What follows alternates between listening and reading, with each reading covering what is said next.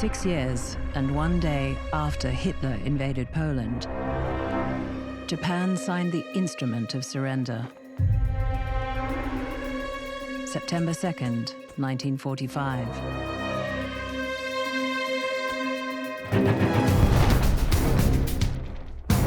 No one will ever know how many died. No one will ever know the name of the first or the last victim.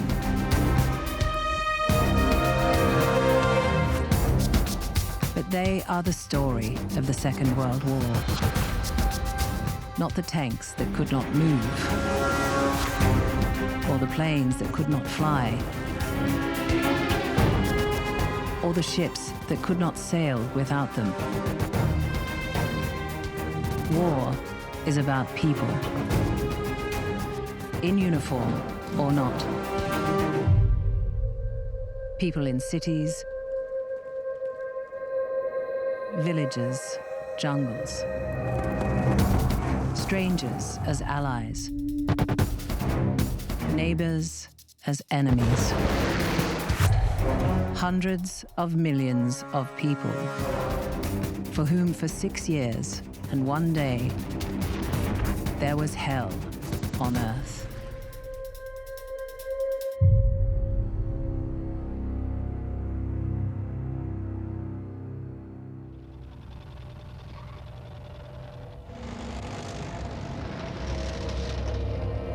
German forces have swept across Europe, isolating the United Kingdom. Switzerland and Sweden are neutral, Spain sympathetic, the rest of the continent occupied or allied. Hitler rules an empire and governs a population greater than that of the USA. He turns east, demanding a different kind of war.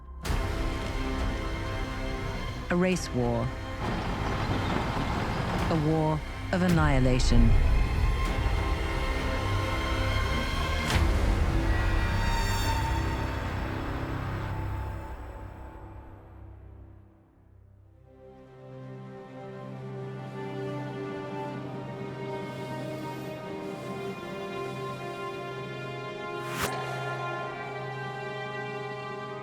Between January and June 1941, 17,000 trains carried German armies towards the Soviet Union.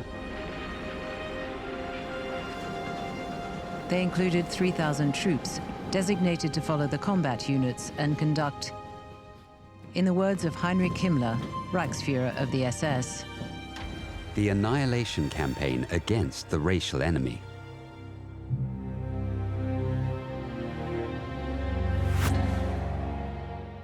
On January 9th, 1941, the Führer told his generals, "The enormous Russian space holds immeasurable riches. I am convinced our attack will sweep over them like a hailstorm." Hitler, in his second book, wrote with envy of the American ability to exterminate the Native Americans. He starts to look to the Ukraine as the breadbasket, which will provide wheat and meat and milk.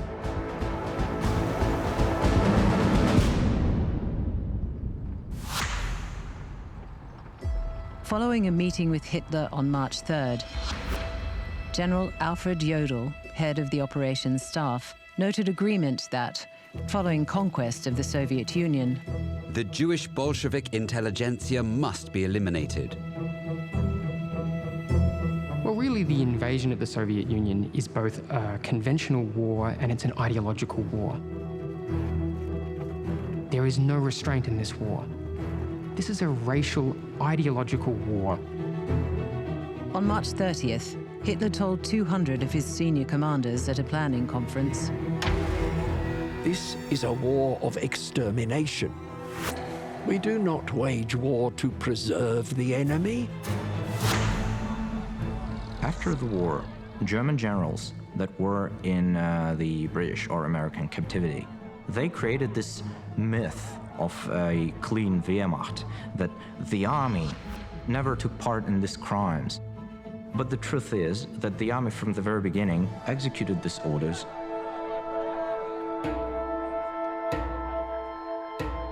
The criminal orders followed. The Commissar order was an instruction to shoot a particular class of prisoner of war at the site and almost at the moment of capture. Hitler thought that the commissars were the driving power, the ideological cells in this organism, in this body of Red Army, right? So they had to be killed straight away. Field Marshal Wilhelm Keitel signed the final draft of the order. As a matter of principle, political commissars will be shot at once. The people who came here as the harbingers of the European idea, they turned into criminals, which fought Soviet people, which burned the whole villages. They killed women, children.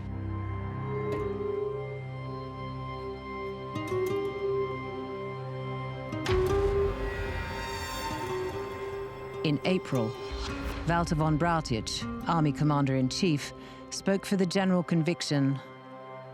Fierce border battles anticipated, duration up to 4 weeks. Afterwards, only minor resistance is to be expected.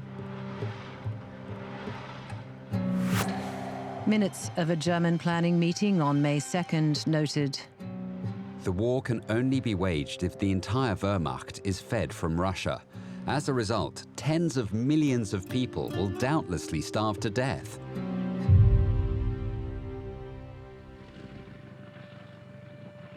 This expected outcome was confirmed by the Economic Policy Guidelines for Economic Organization East, published on May 23rd. Many tens of millions of people will become superfluous and will have to die or migrate to Siberia. According to the German Plan Ost about Belarus territory, Germans plans to only 25% of population should remain here. 75% should be killed or removed to other territories.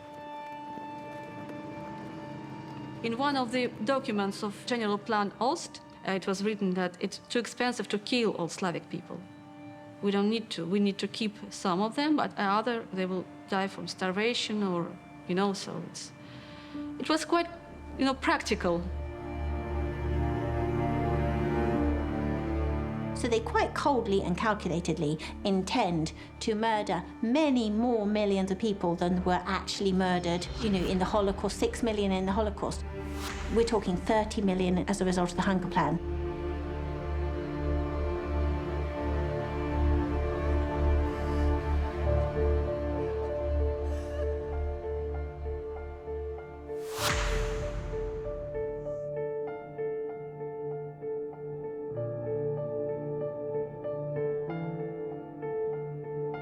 On June 11th, Stalin received warning of imminent attack from a Soviet agent in Berlin known as Starshiner. He rejected every warning.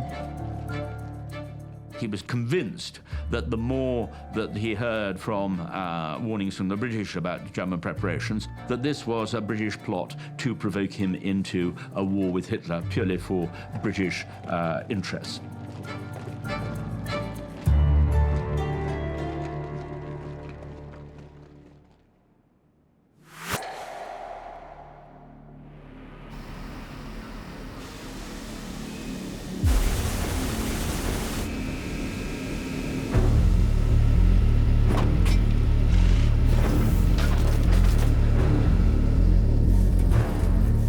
Hitler, confident of the success of the invasion, ordered a shift of weapons production from the army to the air force, anticipating resumption of the war against Britain following the Soviet Union's defeat. He then took what he called the hardest decision of my life. The signal Dortmund has a claim to being the word that separates then from now. Dortmund triggered the launch of Operation Barbarossa, the invasion of the Soviet Union, on June 22nd at 3:30 a.m., half an hour after Joseph Stalin had gone to bed. One of the soldiers in one of the 166 invading divisions recalled, "We marched into Russia. We had been told that Russians had attacked us, so off we went to teach them a lesson."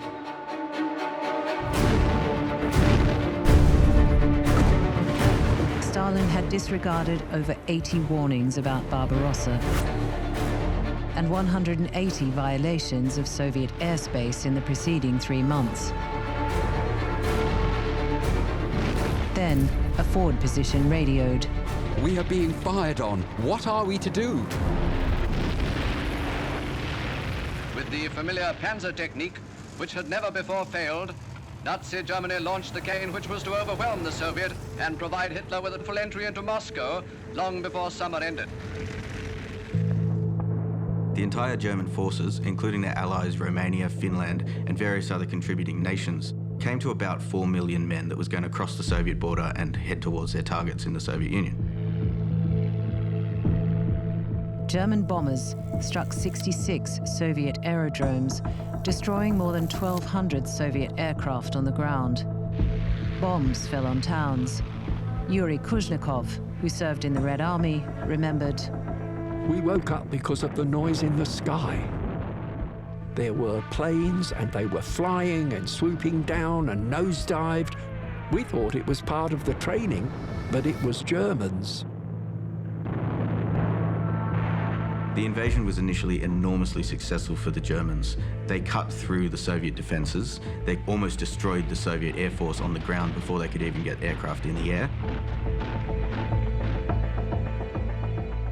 When Georgy Zhukov, chief of the General Staff, phoned the Kremlin, he was told that Stalin was asleep.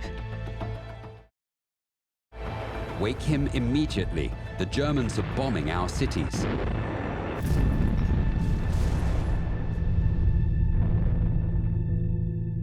By nightfall on the 22nd, Italy and Romania had declared war on the Soviet Union. Finland joined in on the 26th, and Hungary on the 27th. The German army in the east was supported by the Dutch, French, Danish, Croatian, Slovakian, Hungarian, Romanian, and Spanish volunteers. Army groups North, Center, and South struck out for their objectives. Group North, tasked with the capture of Leningrad, South with Kiev, and Center, the largest formation with as much armor as the other groups combined, driving for Smolensk. They are just driving in. And this is a real problem because they don't have any infantry support. They will close the encirclement at Minsk. They will ultimately capture some 300,000 Soviet prisoners of war, but the bulk of the German infantry is coming much slower behind them. On June 23rd, Goebbels wrote in his diary, "We must win, and quickly. The public mood is one of slight depression.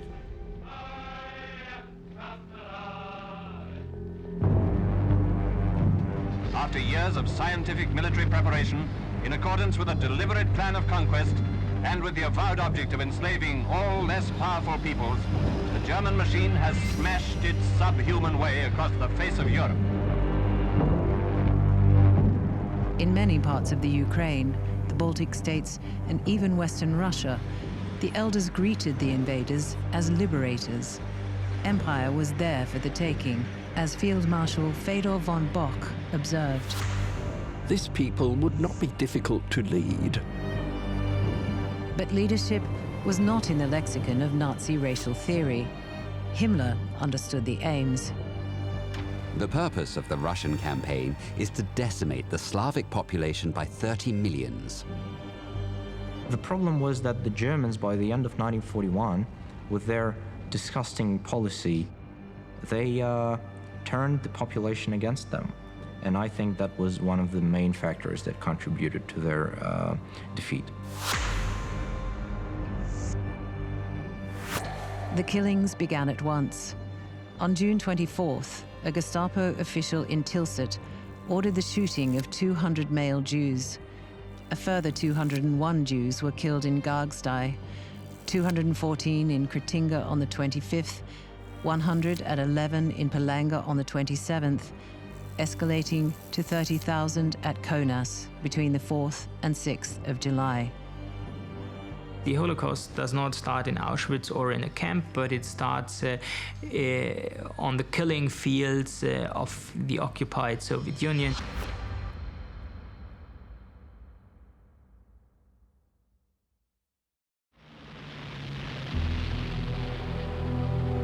Within 3 days of the invasion, the Luftwaffe was able to switch to a ground support role. The Red Army Air Force would lose 21,200 aircraft in 1941, from an initial strength of 32,100. Evgeny Kuguchin lived close to the border. Straight away, the preparation began. Not too far from my village, they started building a reserve airport. They gave an order to every collective farm to find people and horses, so we were surfacing the field for a future airport.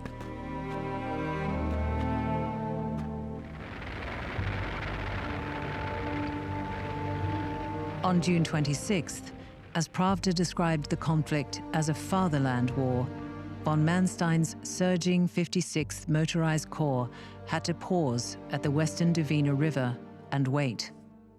It was a modern army, tanks, motorized infantry. They're thrusting forward, destroying, breaking these echelons. But 80%, the great bulk, was still infantry that would march on and on and on, just like back in the days of Napoleon.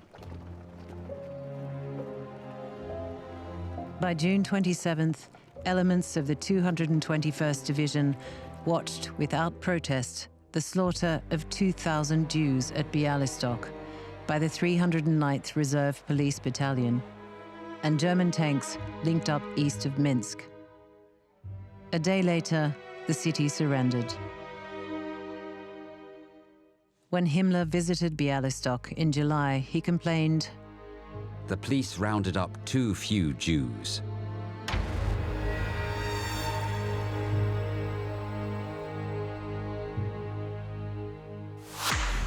A week after the launch of Barbarossa, the vanguard was almost a third of the way to Moscow.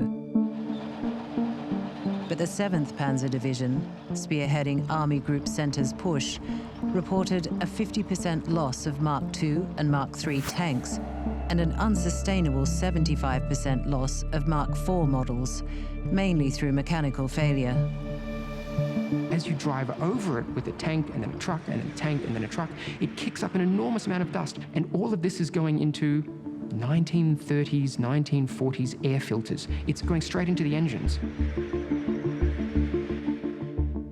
The first partisan battle of the war took place around Pinsk on the 28th of June.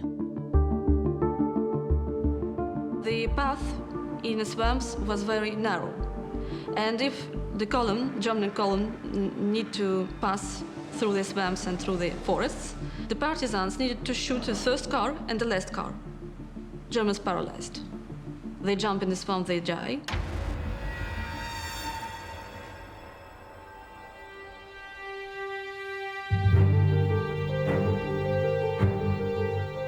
A directive issued on the 29th in the names of Stalin and Molotov called for people to create intolerable conditions for the enemy and all of his henchmen.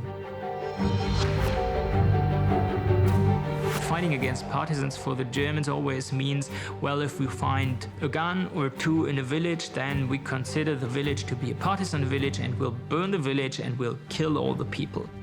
So in Belarus, we have more than 1 million non-Jewish inhabitants who are actually killed.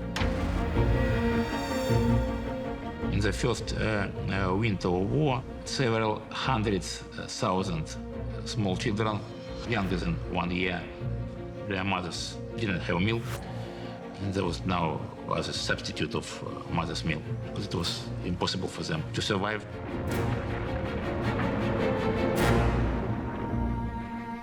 In Soviet Ukraine, Soviet Belarus, and the Leningrad district, where Stalin had starved and shot 4 million people in the previous 8 years, German forces would starve and shoot a far greater number. and in less than half the time. On July 3rd, in his first public speech since the invasion, Stalin said, "Comrades, citizens, brothers and sisters, men of our army and navy, my words are addressed to you, dear friends." Stalin had never spoken like that before. He had never called the people his brothers and sisters. Now he told them, "We must call on all workers to commence the struggle in order to defend their freedom, their honor, and their motherland with their bodies in our patriotic war."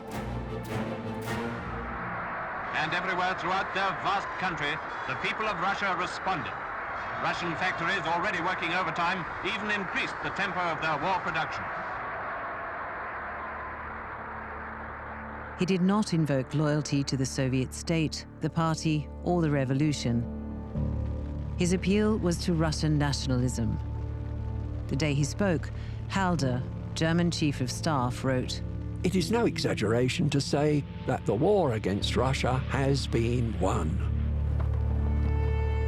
On July 8th, Goebbels declared, "No one doubts anymore our victory in Russia."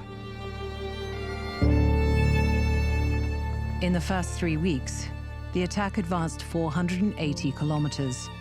The Red Army lost 1 million killed, wounded, missing, or captured, and about 10,000 tanks and 4,000 aircraft.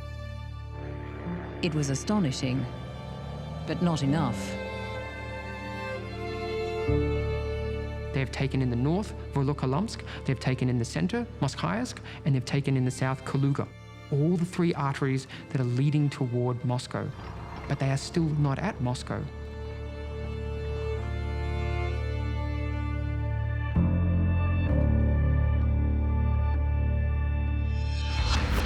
The crucial city of Smolensk, halfway between Minsk and Moscow, fell on July 16th. Lev Kazevich served in the Red Army. Main battles were going in Smolensk, and we were surrounded. I was wounded, I was deaf, I lost my hearing. Our sergeant major was wrapped up with our regimental color, and some fishermen helped us to cross the river, and we got to the bank where our troops were. All the history books will tell you, Battle of Minsk, great success, 300,000 prisoners of war. Battle of Smolensk, something similar, about 300,000 prisoners of war. The problem is, they have not done what Barbarossa stipulates. They have not been able to eliminate the Red Army or Soviet resistance at the borders.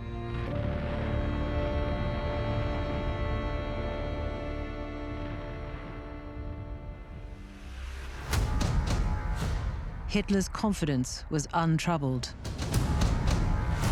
On the 16th, he said, "We have now to face the task of cutting the giant cake according to our needs. We shall never withdraw from these areas. In future, there are never to be any but German soldiers west of the Urals." And he added, "The war against the partisans has its advantages. It enables us to exterminate all those who oppose us."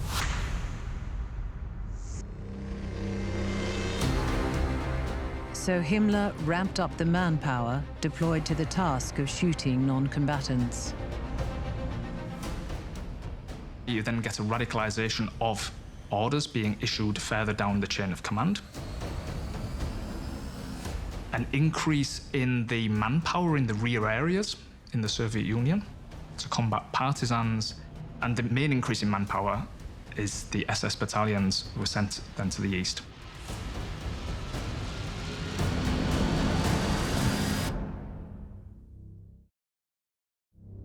By July 18th, an Einsatzgruppen report could advise that 3,302 Jews had been liquidated in the course of cleansing operations on the Soviet-Lithuanian border. Peter Bzhosky was a Soviet soldier. First time in our life, we saw how people were killed. Germans killed everyone, and that anti-tank trench was filled with human bodies. We saw there was bodies of toddlers. On July 19th, Shana Graham, who lived in the Preili shtetl in Latvia, wrote, "An order has been issued that Jews must wear a yellow distinguishing mark." On the 27th, she wrote, "All the Jews in Devinskaya Street are ordered to put on their best clothes. In the afternoon, chased out beyond the cemetery and shot there. This is terrible. We did not expect things to end this way." On August 8th, "No one knows when our sufferings will end. I feel as though the next awful thing is getting closer and closer to me." On the 9th, Shana Graham's family was murdered. All the Jews of Preili were murdered, all 1,500 of them. Shana did not die that day. Shana Graham was kept back by the Einsatzgruppe commander for his amusement and not killed until he was done with her on the 16th. She was 15 years old. By July 20th, Admiral Canaris, chief of German military intelligence, reported that it was increasingly evident that the Russian campaign is not going by the book. Barbarossa was planned to be a quick war, but the truth is that the Germans could never reach what they had in mind, so that meant that they're trapped in the east.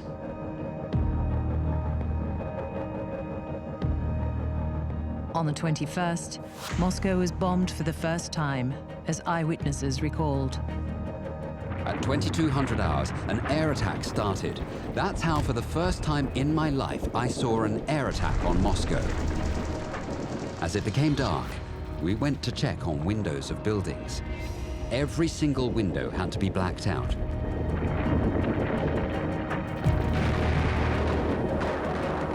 The first major Soviet counteroffensive was launched on the 23rd at Smolensk. Vasily Pronin was one of the raw recruits. We didn't have much of war experience at that time. We were very scared. But if you could manage your fears and stay focused, you could be a good soldier. So the unexceptional fourth week of the invasion ended. On July 24th, Goebbels confessed, "One is gradually becoming aware that the Eastern campaign is no stroll to Moscow." When the Soviet Union did not collapse quickly, suddenly Hitler's lightning war, his quick war plan, fell into disarray. There was no plan B.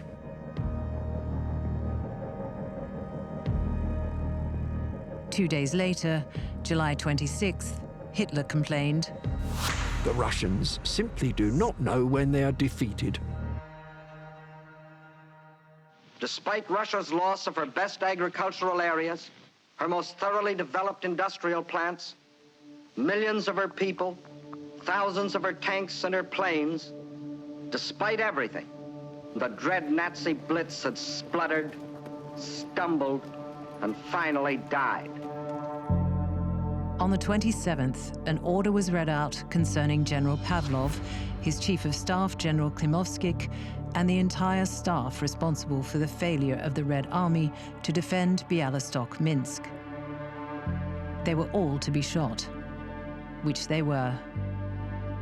In Stalin's opinion, it was a very reasonable thing. All the Soviet generals should know that if they fail to implement his orders, they would be punished. The next day, Soviet High Command Order 227 instructed not a step back. On the 30th, Hitler Directive 34 ordered Army Group Center to go over to the defensive. On the 31st, Goebbels admitted, "It is clear that we have underestimated Bolshevism." Expected to conquer an area 20 times that of the land occupied in Western Europe, Operation Barbarossa launched with only 10% more men and 30% more tanks. Not for the first time, as Field Marshal Erich von Manstein confessed, an invader had failed to grasp the vastness of the land. Everyone was captivated by the endlessness of the landscape. The distant horizon seemed like some mountain ridge behind which a paradise might beckon, but it only stretched on and on. As General Halder wrote in his diary, "We are lost in the Soviet plains."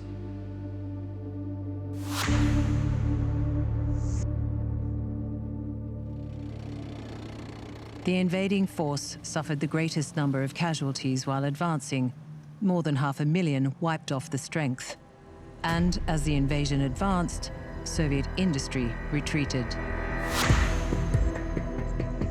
As the German forces were pushing towards Moscow, the Soviet Union was already evacuating factories, government departments, huge resources to the east. Stalin's policy of the scorched earth will deprive Hitler of any loot.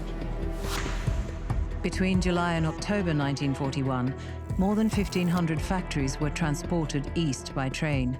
2,593 industrial units removed beyond the Urals and out of harm's way. And that's what you get with the command economy, that you can just order a factory to move, provide the trains, and off it goes to the Urals, and you're in production again. But at enormous cost of sacrifice to the Russian people. 25 million people were shipped east and set to work 18-hour days, with 1 day off a month. In one place, 8,000 female workers lived in holes bored in the ground. The scale of civilian suffering everywhere was unimaginable. In 1941, the biggest tragedy of this war started, the siege of Leningrad.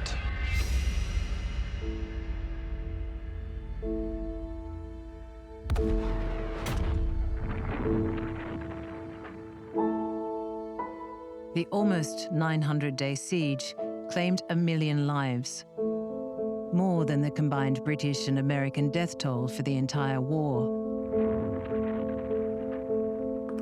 Diarists recorded the fate of the city as it ran out of water, of power, and of matches.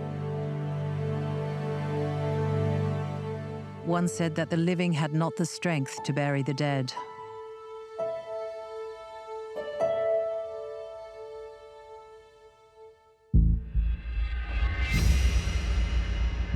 In September, panzer divisions met up at Lochwitza, encircling an army which, on the 26th of September, surrendered 655,000 Russian prisoners. During the first 5-6 months of the war, almost 2.5 million people, prisoners of war, died. 57.5% of Soviet prisoners of war died in captivity. The death toll for British and American prisoners of the Germans was 3.5%. Roughly 3 million Soviet prisoners of war who die in German hands simply because the Germans say, well, we won't feed them. So they put them in a POW camp and then let them starve. You could dig a hole in the ground for yourself and live there. That's how they treated prisoners of war.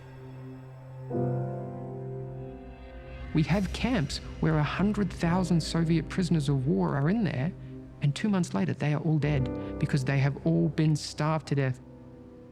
And who is commanding this? The German army. A Kiev diarist said, "There is total famine. They probably want to give us a slow death. Obviously, it is inconvenient to shoot everybody." When Hitler ordered the resumption of the advance on Moscow, Operation Typhoon, his infantry division had been reduced to 50% of their original strength, and the fighting vehicle strength of the Panzer Division similarly weakened.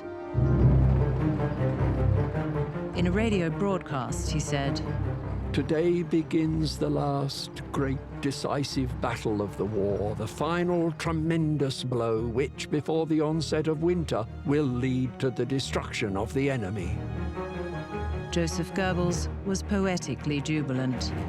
"The eastern continent lies like a limp virgin in the mighty arms of the German Mars." The proof proof of the failure of Operation Barbarossa is Operation Typhoon. The fact that the Germans have to come up with a whole new campaign geared to begin as late as October, which is long after the war should be won. Early on October 5th, Nikolai Spitov, the Moscow air commander, reported that a column of German tanks was advancing along the Uknovo highway, 100 kilometers from the walls of the Kremlin.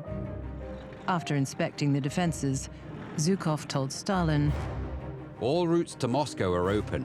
The weak covering forces cannot be guaranteed against the sudden appearance of enemy tanks."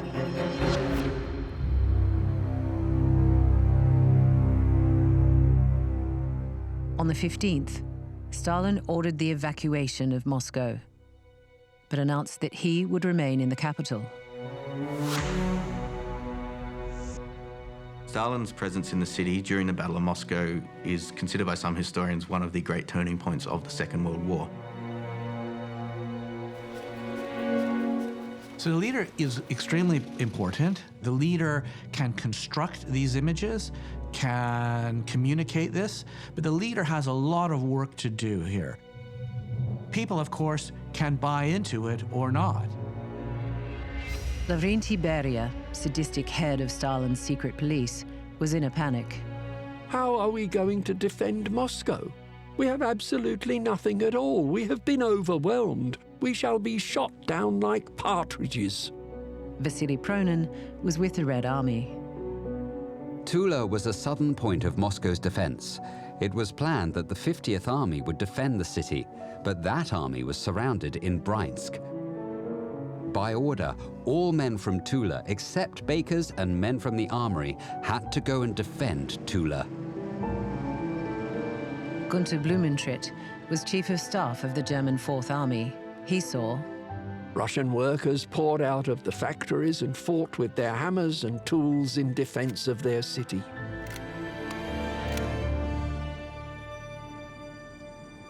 By October 16th, 15 centimeters of snow blanketed the entire countryside, and General Hoffmann von Waldo lamented. "Our wildest dreams have been washed out by rain and snow." The weather has changed, and this is this famous period of the Rasputitsa, this deep liquid mud. But I wouldn't overstate that. Of course, German generals blamed Russian weather and frost. But to be honest, it was not a state secret of Russia that we've got frosts in December and in January. The roads were never good in Russia. It was not a secret.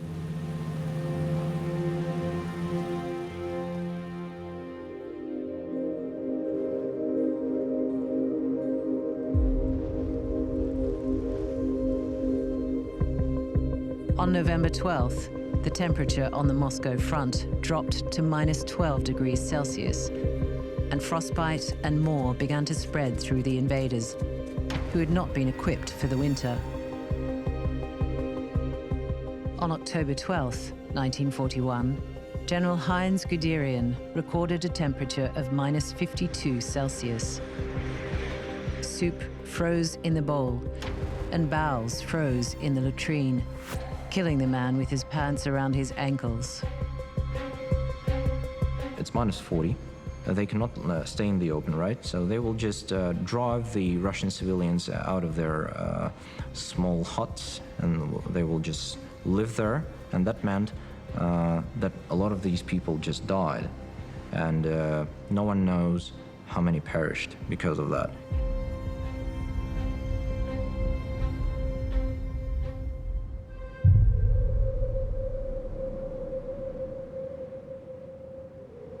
At the end of October, the Red Army hit back. Vasily Pronin was with the Red Army. On the 30th of October, the first tank attack started.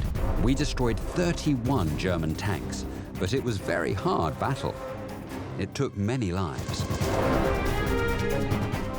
Konev's Kalinin Army Group, northwest of Moscow, moved on November 5th. Zhukov's Western Army Group launched the main attack one day later, the 6th.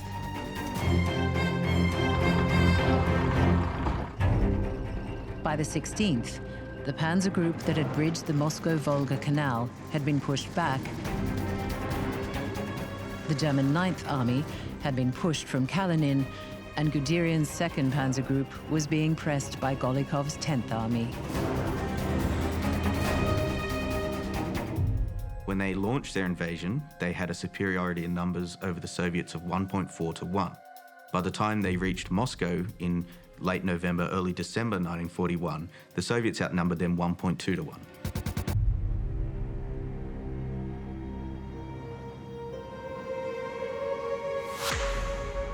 On December 13th, 1941, the 6th Panzer Division reported that it only had 350 riflemen and no tanks.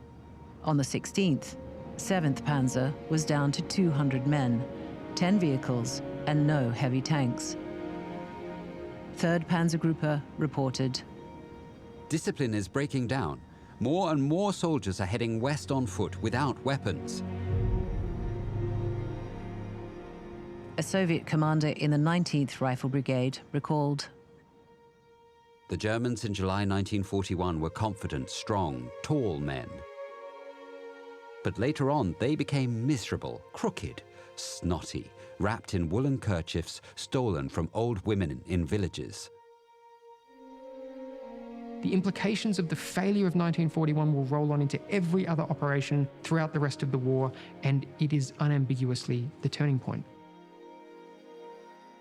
And yet, with his troops being pushed back, Hitler said, Now it is impossible for us to lose this war. He was reacting to the news of Pearl Harbor.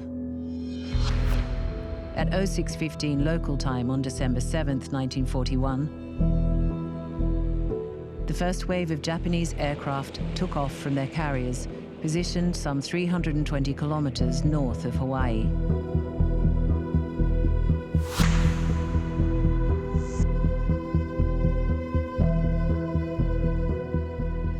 Robert Eakin of the U.S. Navy was aboard his ship. We were tied up at the submarine base when the Japanese hit. I was having a chat with the first lieutenant. He said that they're kind of early this morning. We were thinking about the Army Air Force. They used to have maneuvers on Sunday mornings. Then pretty soon we saw a bomb drop, and he said, this isn't the Army Air Force. So some general quarters and everybody headed for their battle stations. At 0750 hours, the first wave of Japanese aircraft, 43 fighters, 51 dive bombers, 70 torpedo bombers, and 50 ordinary bombers, flying in layers from 3,000 to 4,500 meters, appeared over Hawaii.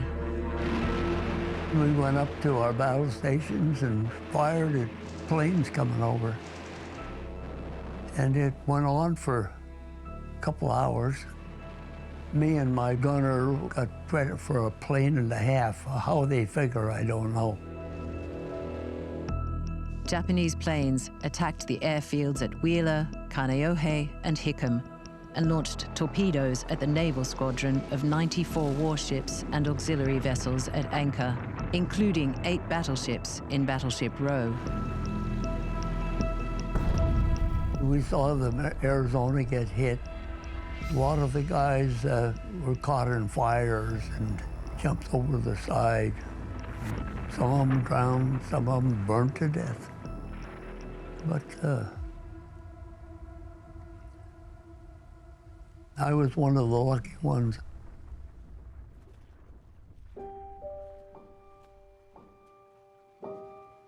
One of the Japanese pilots described the scene. The smoke and flame erupted together. It was a mean-looking red flame, the kind that powder produces. And I knew at once that a big powder magazine had exploded. 4 out of 5 men aboard the Arizona were killed. 1,100 out of the total of 2,403 fatalities on the day.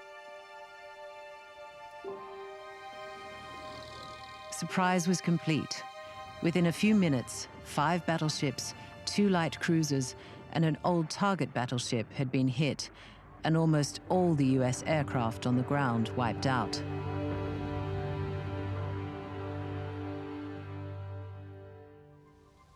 Pearl Harbor was the key.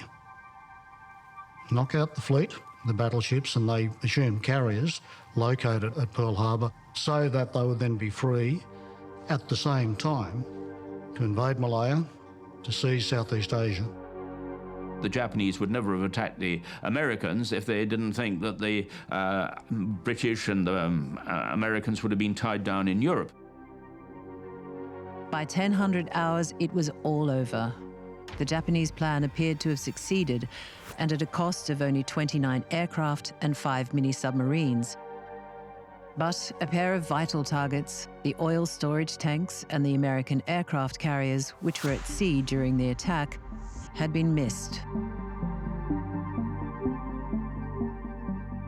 Americans who would serve in the war remembered the day it arrived in their country. There was a skating rink at 60th Street and the Boulevard. It was about 2:30 in the afternoon, a loudspeaker can come on, and it said, everybody were closed and go home. The Japanese just attacked Pearl Harbor. And that's how I heard about Pearl Harbor. I was hanging out on the corner like we did in them days, and we heard that Pearl Harbor was attacked. Nobody knew where Pearl Harbor was. Never heard of it before.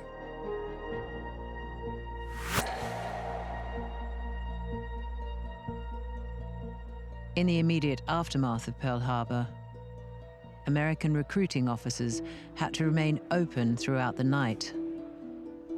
Remember Pearl Harbor became the sort of rallying cry of the American people, much like Remember the Alamo.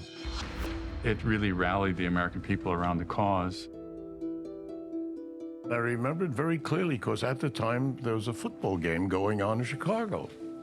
When it came over the news, the amazing thing was that the next day, hundreds of boys left immediately to join the Army.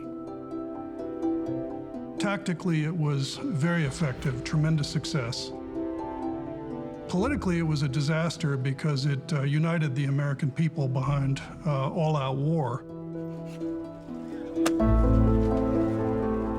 On December 8th, Breckinridge Long at the US State Department said, "It is the worst day in American history. All day we have been in hectic steps of transition from a peace basis to a war basis." On December 8th, Roosevelt addressed Congress. I think he deserves recognition as the greatest president of the 20th century and the 21st because he was equal to this moment. December 7th, 1941, a date which will live in infamy. The United States of America was suddenly and deliberately attacked by naval and air forces of the Empire of Japan. If you listen to his voice in that remarkable speech, which I think is one of the greatest speeches of the 20th century, he is deeply, deeply angry. Congress voted in favor of war by 470 votes to 1. Jeanette Rankin, the pacifist congresswoman from Montana, demurred. As a woman, I can't go to war, and I refuse to send anyone else. When the Congress voted, the US Army was barely 100,000 strong. When Japan signed the surrender aboard the USS Missouri, the United States had equipped, trained, and put into uniform almost 15 million military personnel. War on an unimaginable scale had been unleashed.